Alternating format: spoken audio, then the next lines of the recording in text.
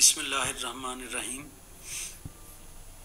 आज हम ST. Coleridge की poem the rime of the ancient mariner, हम इसके ऊपर इसका थोड़ा बैकग्राउंड बताने के बाद हम लाइन टू लाइन इसकी ट्रांसलेशन और इसकी एक्सप्लेनेशन है वो करेंगे। तो आज का हमारा जो टॉपिक है वो the rime of the ancient mariner by S T. Coleridge. ये एक तवील नज़्म है जो एस.टी. कॉलरिज की और विलियम वर्ड्सवर्थ ने जो लिरिक्स बैलेड दिया था उसमें ये नज़म मौजूद है। ये शाहकार नज़म जो है वो एस.टी. कॉलरिज की शाहकार नज़म के तौर पे इसे याद रखा जाता है। तो आज हमारा ये इंशाल्लाह इसके ऊपर हम बात करेंगे। एस.टी. कॉलरिज की the rime of ancient mariner 625 lines पर मुश्तमिल ये तवील नज़म है और ये मुकम्मल फॉर्म में अभी तक मैंने नहीं देखी यूट्यूब पे। तो मेरी कोशिश है कि 10-10 मिनट के जो है वो 10-10 मिनट की वीडियोस में इन 625 लाइंस को मुकम्मल तौर पे जो है वो एक्सप्लेन किया जाए, एलेबोरेट किया जाए, इसकी तफसील बयान की जाए आसान उर्दू में। तो आज इंशाल्लाह इसको शुरू कर रहे हैं और देखते हैं कि हम कहाँ तक कामयाब होंगे तौफीक इलाही। तो हम इंशाल्लाह शुरू करते हैं जी।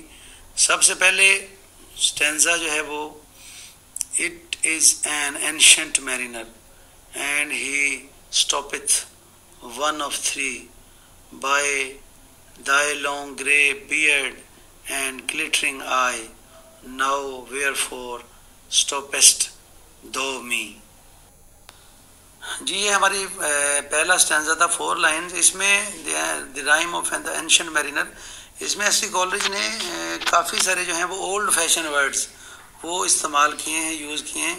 तो हम उनके ऊपर भी एक एक करके नज़र डालेंगे।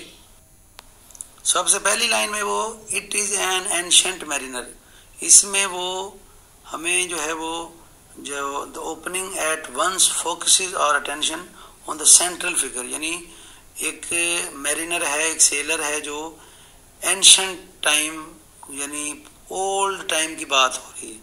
तो पहली लाइन में हमें वो सेंट्रल फिगर की तरफ इशारा करता है और उसके बाद कहता है कि and he stoppeth one of the. Stoppeth का मतलब है स्टॉप्ड, उसने 3 में से एक को रोका, यानी कोई 3 अशखास जो हैं वो आगे मजीद आगे वाले स्टैंजा से जो बात सामने आती है कि वो 3 अशखास जो शादी में शामिल होने जा रहे थे उनमें से एक को उसने रोका है। और तीसरी लाइन में कहते हैं by thy long grey beard and glittering eye. अच्छा जी, अगली लाइन में कहता है by thy long grey beard and glittering eye. Glittering यानी शाइनिंग, चमकदार। तो ये तीसरी लाइन में वो उस मैरिनर का हुलिया जो है वो बयान कर रहा है और उसमें वो क्या बता रहा है कि लॉन्ग ग्रे ही बियर्ड थी उसकी और उसके साथ ग्लिटरिंग आई थी, चमकदार आंखें। और नाउ वेयर फॉर स्टॉपेस्ट दो मी। अब ये वेयर फॉर का मतलब यहाँ पे जो बयान किया गया है वो है वाई, और स्टॉपेस्ट स्टॉप की फॉर्म है स्टॉप्ड, और दो का मतलब है यू। तो वो कहता है कि अब तुमने मुझे यहाँ क्यों रोका। तो ये 4 लाइनें थी, पहली 4 लाइनें, यानी उसमें सबसे पहले में वो it is an ancient mariner, ठीक है जी। उसके बाद and he stoppeth one of three, एक एंशिएंट मैरिनर था, एक सेलर था जिसने 3 में से एक को रोका। और वो मैरिनर का हुलिया ये था कि उसकी आंखें बहुत चमकदार और बियर्ड जो थी, वो दाढ़ी जो थी वो ग्रे कलर की थी, लॉन्ग ग्रे बियर्ड। और नाउ देयर वेयर फॉर स्टॉपेस्ट दो मी। तो ये पहला स्टैंजा था जी। उसके बाद दूसरे स्टैंजा की तरफ चलते हैं जी। दूसरा स्टैंजा है the bridegroom's door are opened wide and I am next of kin, the guest are met, the feast is set, mayst hear the merry din. इसके अंदर जनाब सबसे पहले जो ब्राइड ग्रूम यानी दुल्हन, और किन का मतलब है फैमिली मेंबर। अगला लफ्ज़ जो चौथी लाइन में है मैरी डिन, इसका मतलब है जी the confused noise of the feast, यानी जो फीस्ट की जो आवाज़ आ रही थी उसके बारे में बात कर रहा है। तो वो कहता है कि the bridegroom's doors are opened wide, यानी ब्राइड ग्रूम के दरवाजे जो थे वो खोल दिए गए मुकम्मल तौर पर, ओपन और वाइड ओपन पूरी तरह। And I am next of किन, और वो जिसको रोका गया है वो बात कर रहा है कि मैं जो है वो उसका रिश्तेदार था, उसका करीबी फैमिली मेम्बर था।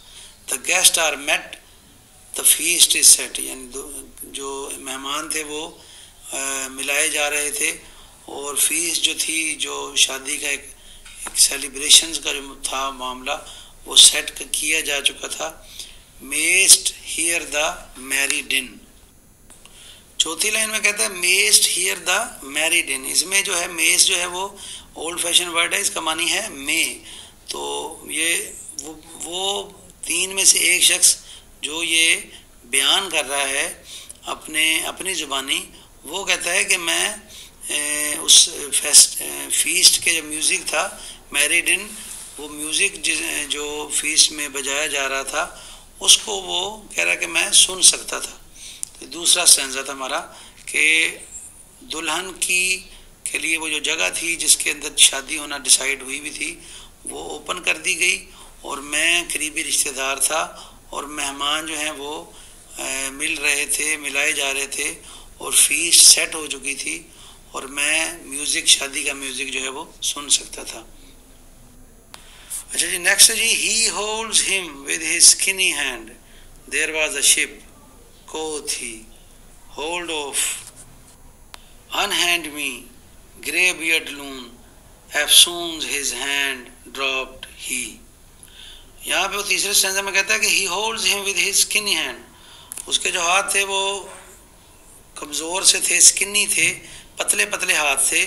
उसने he holds him with his skinny hand, उसने उसको पकड़ा अपने पतले हाथों के साथ। there was a ship, ये उसके जुमले हैं मैरिनर के, कि एक वहाँ पे एक बहरी जहाज़ था, एक शिप था। कोथ ही, सेड ही, उसने कहा। कोथ ओल्ड फैशन वर्ड, इसका मतलब है सेड। होल्ड ऑफ, अनहैंड मी, मुझे छोड़ो, मुझे आज़ाद करो। ग्रे बियर्ड लून, लून यानी worthless fellow, grey beard loon, grey दाढ़ी रखने वाले worthless fellow. Eftsoons his hand dropped he, eftsoons यानी इमीडिएटली, तो उसके जैसे ही उसने ये कहा कि hold off, unhand me, hold off रुक जाओ, अनहैंड मी मुझे आज़ाद करो। ग्रे बियर्ड लून, ए बेकार किस्म के ग्रे दाढ़ी वाले इंसान। एफ्सून्स हिज हैंड ड्रॉप्ड ही, और इमीडिएटली उसका हाथ जो है उसने वो नीचे आ गया, यानी उसको उसने छोड़ दिया, ड्रॉप कर दिया।